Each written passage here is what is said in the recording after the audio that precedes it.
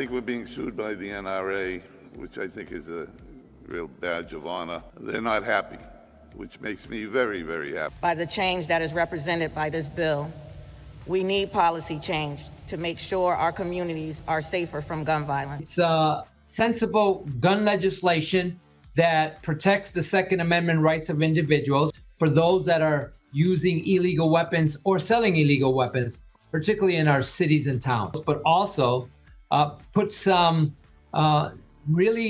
strength into the laws. Healy signed the state arm law. Governor Maura Healey signed an overhaul of state weapons rules on Thursday, marking 2 years after the U.S. Supreme Court's decision that she claimed posed a grave danger to Americans as they go about their daily lives in public spaces. Lawmakers said the new legislation will maintain Massachusetts' leadership position in armed safety. Last week, following months of secret negotiations between the House and Senate, the law, H. 4885, was approved by both chambers.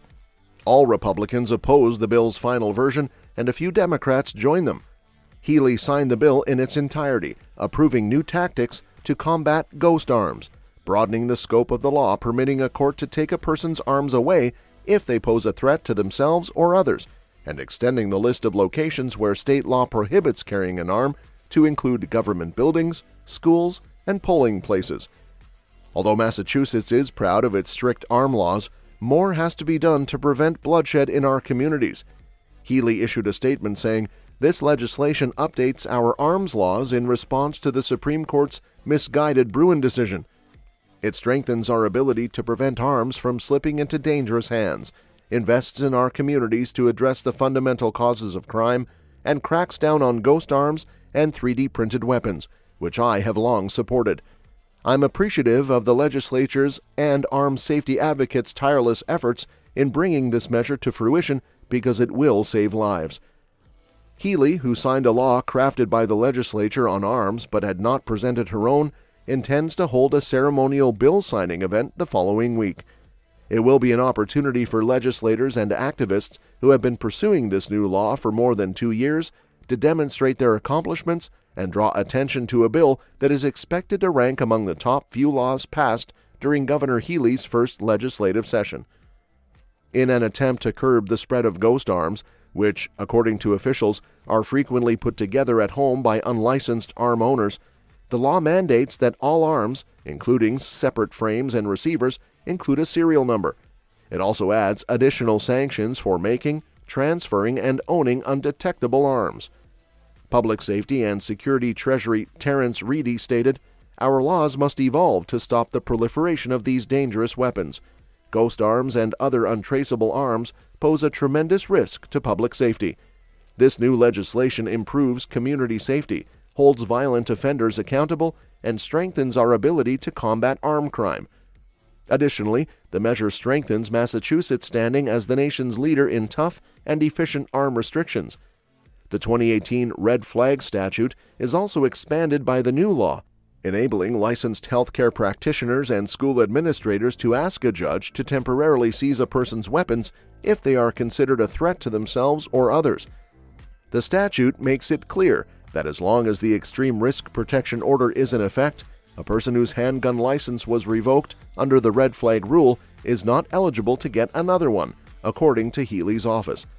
By the change that is represented by this bill, we need policy change to make sure our communities are safer from gun violence. It's sensible gun legislation that protects the Second Amendment rights of individuals for those that are using illegal weapons or selling illegal weapons, particularly in our cities and towns, but also put some strength into the laws.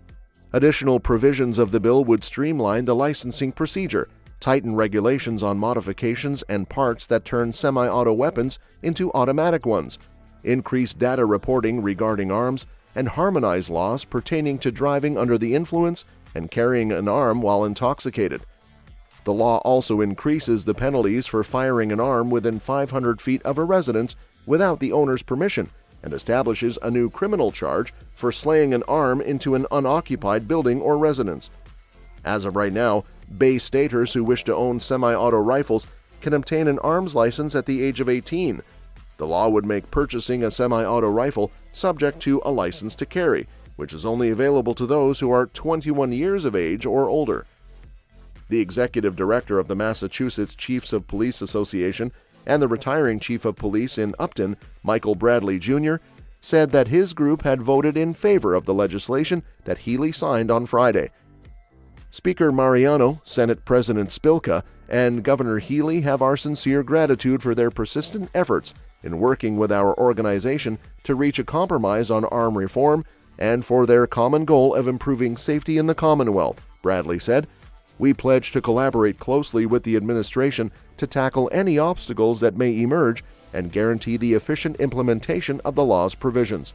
People who are celebrating this and who have voted for it literally have no clue what they've done. It's about people's lives. It's about the health and well-being of neighborhoods, of communities. Opponents have already lined up to challenge those new restrictions. This is a nationally divisive issue, and those same deep disagreements, they come out even in a moment of celebration. It's official. Thank God we have two cooperative bodies and a governor that will step out and lead. Could see relief as well as outrage bubbling up as the afternoon went along. I'm thrilled because it's going to save lives. According to the governor's office, the law modifies the state's ban on attack weapons by defining attack weapons to encompass both known attack weapons and additional weapons that function like them with respect to certain features. Large capacity feeding systems and attack-style arms are forbidden from being owned, transferred, or sold.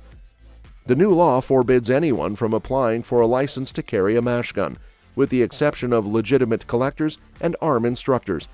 It also makes it illegal to possess any arm parts meant to increase the lethality of a weapon, such as trigger modifiers, bump stocks, automatic parts, and rapid-fire trigger activators, according to Healy's office.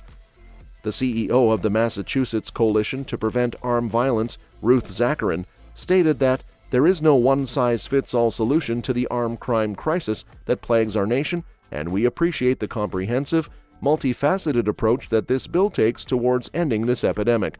We are incredibly appreciative of Governor Healy for signing this life-saving bill into law today, as well as the House and Senate leadership for their nearly 2 years of diligent work on this important bill. The new bill will effectively close dangerous loopholes in existing law, save countless lives and endless grief from preventable armed crime, and do so without any inconvenience to law-abiding arm owners and sports people like me, according to Stop Handgun Crime founder John Rosenthal. Over the past year, as the legislation has advanced through the House and Senate, arm owners groups have been actively opposing it. They have criticized the proposals as an infringement on Second Amendment rights and a remedy in search of a problem. When the compromise plan was revealed last week, Jim Wallace, executive director of the Gun Owners Action League, said in an interview that it's just a tantrum because of the Supreme Court case in Bruin. This represents the powers that be, who are in favor of this garbage, going on a meltdown because they essentially couldn't handle being told they're wrong.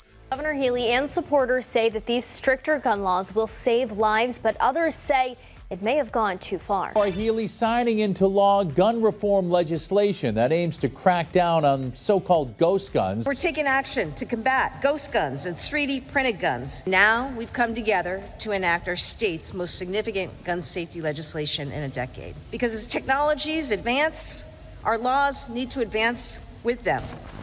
Arm law challenged by NRA. The National Rifle Association announced that it intends to contest the new arm legislation that Massachusetts Governor Maura Healey signed last week, joining the growing number of arm owners who are worried that the legislation will effectively outlaw certain popular rifles. Massachusetts has passed one of the most heinous and restrictive statutes in the Commonwealth's history with Governor Healey's signature. The Second Amendment rights organization said last week, "We are grateful for the bipartisan group of lawmakers who opposed arm registries and the ban on commonly owned arms and standard mags. NRA will be challenging this law to restore the rights guaranteed to Bay Staters by the U.S. Constitution."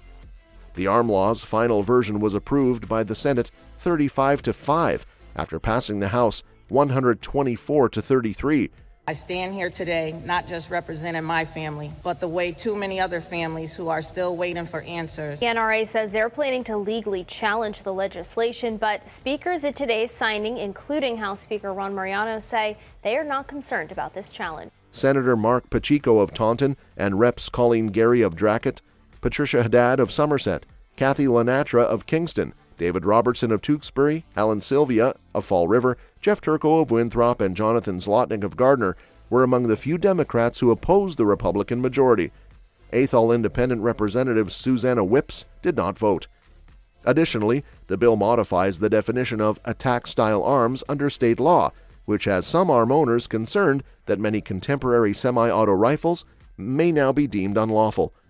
According to the new law, an arm is classified as an attack-style arm if it is a semi-auto shotgun, any semi-auto center-fire rifle, or any semi-auto pistol that can accept a detachable feeding device and has at least two of the following features: a threaded barrel designed to accommodate a flash suppressor or muzzle brake or similar feature, or a shroud that encircles either all or part of the barrel designed to shield the bearer's hand from heat, excluding a slide that encloses the barrel. And she breaks down the new law and why the NRA is threatening legal action. Which the NRA says they plan to legally challenge. Governor Healy signed a controversial new gun bill into law at a signing ceremony on Tuesday afternoon. I think we're being sued by the NRA, which I think is a real badge of honor. They're not happy, which makes me very, very happy. This is a smart, sensible law. It looks out for the rights of gun owners. It will withstand any challenge that comes its way. The Gun Owners Action League, the local arm of the NRA, has also condemned this law. I think it's a very common sense way to save lives. I trust that our legislators have done the work that needs to be done to protect the Second Amendment. Arm owners have expressed concern over this clause, claiming that the qualities contained in the definition of an attack-style arm are widespread and frequently cosmetic in nature. In their explanation of the legislation, the local chapter of the National Rifle Association, Gun Owners Action League, stated that the new definition includes most, if not all, semi-auto rifles and shotguns. The bill that Healy signed was prepared by Democrats, and they guarantee that it will withstand constitutional challenges. That's all for this video, folks. See you next time.